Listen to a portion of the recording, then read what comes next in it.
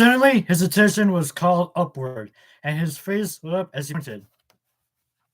Your Bilko closet, it's open, he exclaimed, getting back to his feet and approached the tallest of the three closets, which was hanging open slightly. He pulled it open all the way, then leaned in, finding it empty. So what was in all these years? He asked. Not sure, Charlie said with a shrug. I sort of remember Arjun bringing me back at some point, but I could be wrong. Maybe it was full of clothes I was finally big enough to wear. Arjun was always thrifty. Why spend money on new clothes if you don't have to, right? She smiled.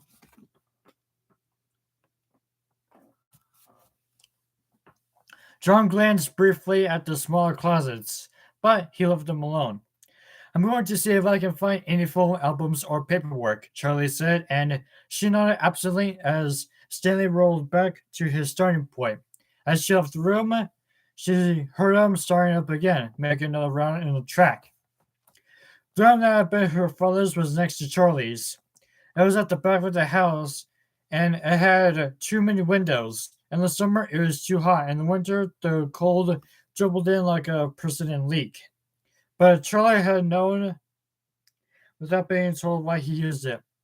From here, you can see the garage and his workshop, and it always made sense to Charlie. That was his place. Like a part of him was always lived here. And he did not like to be too far away from his touchstone. Away from her dream came to her for a moment, not even an image, just a strange, advocate gesture of memory. She frowned, looking out the window at the closed Stanley garage door. Or maybe he just wanted to be sure nothing got out, she thought. She broke away from the window, shrugging her shoulders and shaking her hands, slowly out of the feeling. She looked around the room. Like her own, it was all but untouched. She did not open the drawers to his dresser above. For all she knew, it might have been filled with shirts and socks, clean and folded and ready to wear. His bed was made crisply, covered in a plaid blanket he used as a breastplate after Charlie's mother left. When there was no one to insist on a white lining. There was a large bookcase against one wall, and it was still stuffed with books. Charlie went over and began scanning the shelves. Many were textbooks, engineering tomes whose titles meant nothing to her, and the rest were nonfiction, a collection that had been seemed to elect to anyone who did not know the man. There were books on biology and anatomy, some on human beings and others on animals. There were books about the history of the traveling carnival and of the circus. There were books about child development, about myths and legends, and about sewing patterns and techniques. There were volumes that claimed to be about trickster gods, about quality bees, and about football cheering squads and their mascots. On the very top shelf were sets of file folders, and the bottom shelf was empty except for a single book, a photo album, leather bound and was pristine as time and dust could allow. Charlie grabbed it and it was stuck for a moment, almost too tall for the low shelf it had been given. After a moment, it came free and she headed back to her room, leaving the door open with the sudden sense that if it closed, she might never get back in. John was sitting on the bed when she returned, looking at Stanley with his head tilted to the side. What? Charlie said, and he looked up, still pensive.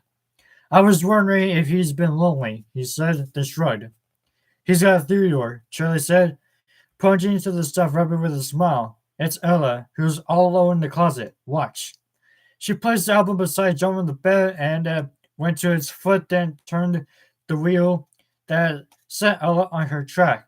She sat down beside him and they watched together, spellbound as if old and as the little doll came out of her crisp, clean dress to wakefully offer tea. Neither of them spoke until the smallest closet door closed behind her. John cleared his throat. So what's in the book? Photos, Charlie said.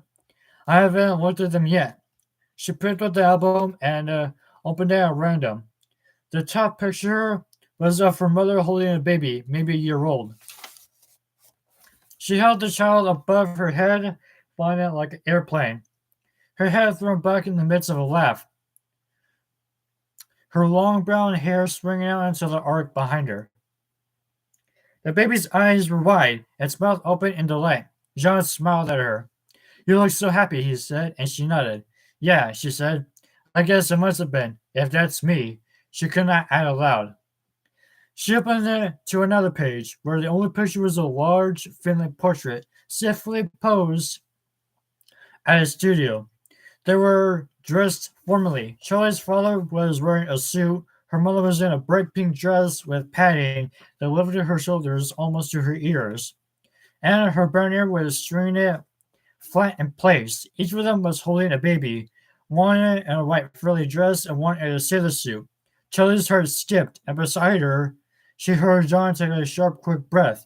She looked at him with the feeling like the floor was dropping away beneath them. "It was real," she said. "I didn't imagine him." John said nothing in response, just nodded. He put a hand on her shoulder briefly, and then they turned back to the photo album. "We all looked so happy," Charlie said softly. "I think you were," John said. "Look, you had such a goofy smile." He pointed and Charlie laughed. The whole bloke was like that. The first memories of a happy family who expected there to be many more. They were not arranged chronologically, so Charlie and Sammy appeared as toddlers, then as newborns, then at various stages in between, except on formal occasions when Charlie was put into a dress, of which there seemed to be a few. It was impossible to tell which baby was which. There were no traces of Fairbear's family diner. Near the back of the book, Charlie came to a Polaroid of her and Sammy together. Infants bright red and squalling on their backs, wearing nothing but diapers and hospital wristbands. On the white space below the picture, someone had written Mama's boy and Daddy's girl. The rest of the pages were blank. Charlie went back again, opening at random to find a strip from a photo booth. 4 shots of her parents alone. They smiled at each other, then made faces at the camera, then laughed, missing the chance to pose and blurring their faces. Lastly, they smiled into the lens. Her mother was beaming happily at the camera, her face alight and flushed, but her father was staring into the distance, a smile fixed on his face like he had left it there by mistake. His dark eyes were intense, remote, and Charlie resisted a sudden urge to look behind her as if she might see whatever it was he was looking at. She peeled back the cell phone from the album's page and took the strip out, then folded it in half, careful to place the crease beneath pictures. Leaving them intact, she slipped the pictures into her pocket and looked at John, who was watching her again as if she were some kind of unpredictable creature he needed to be careful around. "What?" she said. "Charlie, you know I don't think he did it, right? You said that. I'm serious. It's not just what Carlton's dad said. I knew him, as well as a kid who knows some other kid's dad. He wouldn't do it. I wouldn't believe it." He spoke with calm certainty, like someone who believed that the world was made up of facts and tangible things that were such as the thing is truth. Charlie nodded. "I know," she said. She took her next breath slowly, gathering the words she would speak with him. "But I might." His eyes widened, startled, and she looked up at the ceiling for a minute, briefly trying to remember if all the cracks had been there when she was a child. "I don't mean I think you did it. I don't think that," she said. "I don't think about it at all. I can't. I shut the thing off my mind the day I left Hurricane. I don't think about Freddy's. I don't think about what happened. And I don't think about him." John was looking at her like she was monstrous, like what she was saying was the worst thing he had ever heard. "I don't understand how you can say things like that," he said quietly. "You loved him. How could you even consider the possibility that he could do something terrible? Even the people who did terrible things have people who love them." Shirley was looking for words. "I don't think he did it. I'm not saying that." She said again and again. The words hit the air as flimsy as paper. But I remember him dressing up for us in the yellow fairy suit, doing the dances, miming along with the songs. It was so much part of him. He was the restaurant. There was no one else. And he was always so distant. Like in that picture, there was always something else going on beneath the surface. It was like he had a real life and a secret life, you know? John nodded and looked about to speak, but Charlie rushed on before he could. We were the secret life. His real life was his work. It was what mattered. We were his guilty pleasure, the thing he got to love and the sneaky way to have time with. Something he kept hidden away from the dangers of what he did in his real world. And when he was with us, there was always a part of him that was back in reality, whoever that was for him. Again, John opened his mouth, but Charlie snapped the photo album shut, stood up, and left the room. John didn't follow her away. As she traversed the shore hall to her father's bedroom, she could almost hear him making up his mind. Not waiting for him, she went to the bookshelf, wanted to get the book out of her hands. Like maybe if it were closed up and put away, her mind, too, will return to its normal order. The book would not fit, and she dropped it to her knees to get a better angle, trying to jam the thing back where it belonged. Get it out of her hands. The shelf seemed to have sunk down while she was gone, so that it will never be returned, never put right. With a cry of frustration, Charlie shoved the full album in as hard as she could. The shelf rocked back and forth, and a sudden mass of papers and file folders trembled from above her. Charlie began to cry as pages drifted down around her, covering the floor like snow as she wept. Swiftly, John was there. He knelt down with her with the delicate wreckage, clearing papers away as quickly as he could without tearing them. He put a hand on her shoulder carefully, and she did not move away. He pulled her in close and held her, and she hugged him back, gripping so tight she knew she must be hurting him. But she could not let go. She sobbed harder as if being held, being constrained, and made it safe to let go. Long minutes passed. John stroked her hair, and Charlie still cried, her body shaking with the force of it, shivering like she was possessed. She was not thinking of what had happened, not flitting from one memory to the next to mourn for them all. Her mind was all but blank. She held nothing, was nothing. But this feeling was of rocking sobs. Her face was sore with tension, her chest hurt like all her pain was being forced out through its wall, and still she cried as if she would cry forever. But forever was an illusion. Slowly, her breathing calmed, and finally Charlie returned to herself and pushed away from John's shoulder, exhausted. Once again, John was with his arms practically suspended in the air. Caught off guard by her sudden emptiness, he tried to move out of the awkward pose without calling attention to himself. Charlie sat back against the side of her father's bed, leaning her head against it. She felt wrung out, stretched thin and aged, but she felt a little better. She gave John a tiny smile, and she saw relief pass over his face at this first sign that she might be all right. I'm okay, she said. It's just this place. It's all this. She felt silly trying to explain, but John scooted back to sit with her. Charlie, you don't have to explain. I know what happened. Do you? She looked at him searchingly, but sure how to put the question, it seemed too crude, too graphic, to say it outright. Do you know how my dad died, John? He looked immediately nervous. I know he killed himself, he said hastily. No, I mean, do you know how? Oh, John looked down at his feet as if he could not meet her eyes. I thought he stabbed himself, he said quietly. I remember hearing my mom and dad talk. She said something about a knife and all the blood. There was a knife, Charlie said, and there was blood. She closed her eyes and kept them shut as she talked. She could feel John's eyes on her face, watching every movement, but she knew if she looked at him, she would not be able to finish.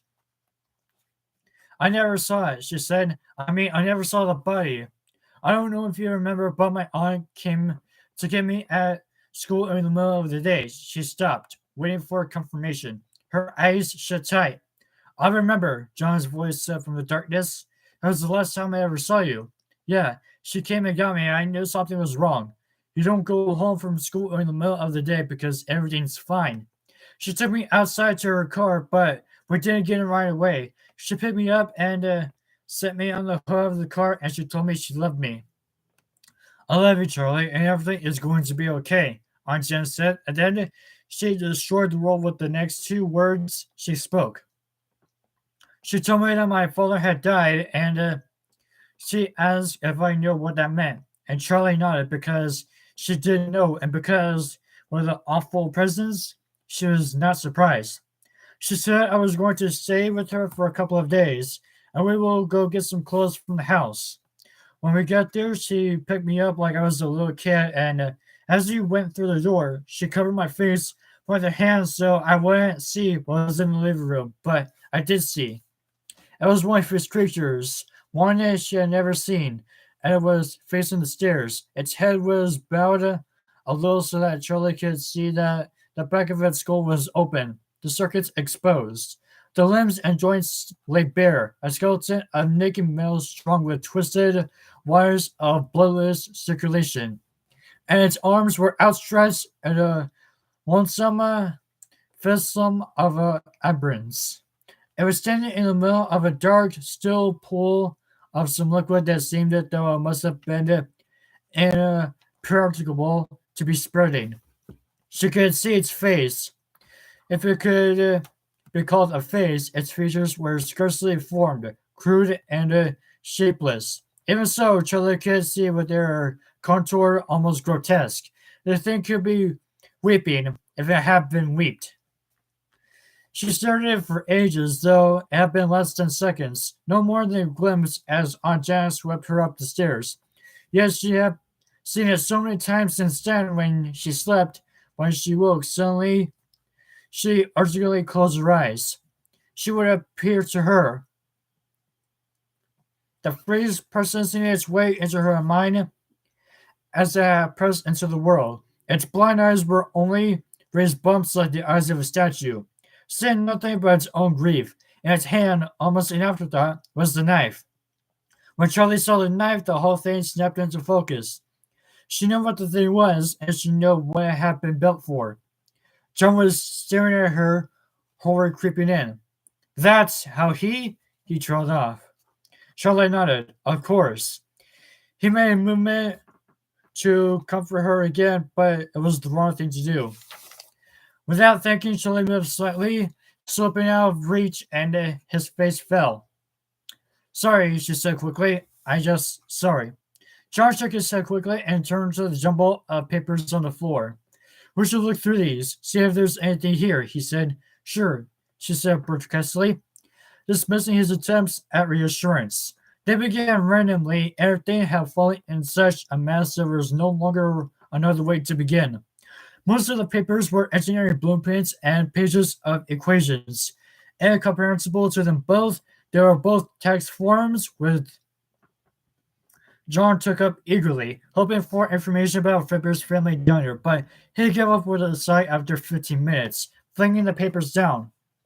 Charlie, I can't figure this out. Let's check through the rest, but I don't think posing is going to turn us into mathematicians or accountants. Stubbornly, Shirley kept picking through the papers, hoping for something she could understand. She picked up a sheaf of paper, trying to straighten the next stack, and a photograph fell out from the pile. John snatched it up. Charlie, look, he said, suddenly excited. She took it from his hand. It was their father in his workshop, wearing the yellow Freddy Fazbear costume. The head was tucked under his arm, staring sightlessly into the camera. But Charlie's father was smiling, his face pink and sweaty as if he had been in the costume for a long time. Beside him was a yellow bunny. The yellow rabbit, Charlie said. Jason said there was a yellow rabbit, but your father was in the bear costume.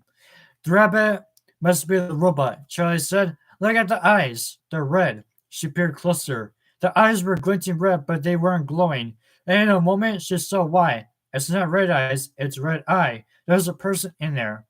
So who? Who's in the suit? Charlie finished the question for him. We have to go to the library, John said. Drawing between his feet, Charlie stayed where she was. still stared down with a picture. Charlie? Yeah, she said. He held out a hand to pull her up. As they descended the staircase, Joanna hung back briefly, but Charlie did not turn around. She knew what she was imagining because she was picturing it too, the stain on the floor slowly spreading. Charlie drove fast to the library, a grim urgency hanging over her. The promised storm was in the air, the smell of rising like a warning. In a strange way, the worsening weather satisfied something in Charlie. Storms inside, storms inside.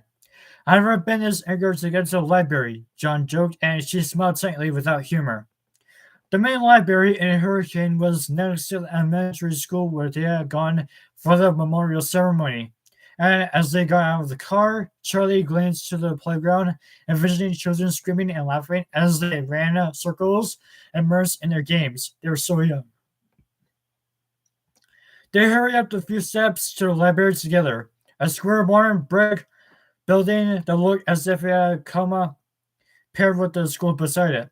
She only remembered the library vaguely from her childhood. They had gone there infrequently, and Charlie had spent all her time sitting on the floor in the children's section, being able to see over the information desk as slightly disconcerting. The librarian was young, Charlie thought, an athletic seeming woman with slacks and a purple sweater. She smiled brightly. What can I do for you? She said. Charlie hesitated. The woman was maybe in her late 20s. Charlie realized that ever since she returned to Hurricane, she had been paying attention to age, scrutinizing each face and calculating how old they had been when it happened. This woman would have been a teenager. It doesn't matter, she thought. You still have to ask. She opened her mouth to ask for information about Fredbear's, but what came out instead was, Are you from Hurricane? The librarian shook her head. No, I'm from Indiana. Charlie felt her body relax. She wasn't here. Do you have any information on a place called Fredbear's Family Diner? Charlie asked, and the woman frowned. Do you mean Freddy Fazbear's? They usually have one of those there, I think. She said vaguely. No, that's not the one, Charlie said, bringing her to the endlessly patient with the librarian, who was thankfully probably the only person in town who was somehow unaware of her history. Well, for town records, things like incorporation and licensing, you should have gone to City Hall, but she checked her watch. It's after 5. So not today anyway. I'm newspapers all the way back to the 1800s, if you want to look at microfilm. She said eagerly. Yeah, okay, Charlie said. I'm Harriet. The woman said as she led him out the door to the back of the building. They recited their names dutifully, and she chatted like a child about to display her favorite toy. So you know what microfilm is, right? It's because we can't keep stacks and stacks of paper here. It is in room, and eventually they will rot. So it's a way to preserve them. They take pictures and save the film. It's almost like a movie reel, very small, so you need a machine to see it. We know what it was. John cut in when she paused. We just don't know how to use it. Well, that's what I'm here for. Harriet declared and threw the door open. Inside was a table with a computer monitor. The monitor sat on top of a little box with a small wheel on each side. 2 handles stuck out in front. Charlie and John looked at it bemusingly, and Harriet grinned. You want the look of paper, right? What years? Charlie counted backward. 1979 to 1982. She hazarded. Charlie beamed and left the room. John bent forward to peer at the machine, rattling the handles a little. Careful, Charlie warned her jokingly. I think she might be lost without that thing. John raised his hands to his shoulders and stepped back. Harry reappeared with what looked like 4 small movie reels and held them up. Where do you want to start with? She said. 1979? I guess, Charlie said, and Harriet nodded. She went to the machine and threaded the film through expertly. She flipped the switch and the screen came to life. A newspaper appeared. January 1st, 1979, John announced, leaning forward to read the headlines. Politics. Somebody won a sports game and there was some weather. And also, there's a bakery giving away fruit cookies to celebrate the new year. Sounds like now, except no cookies. You can use to see more. Harris said, manipulating the controls.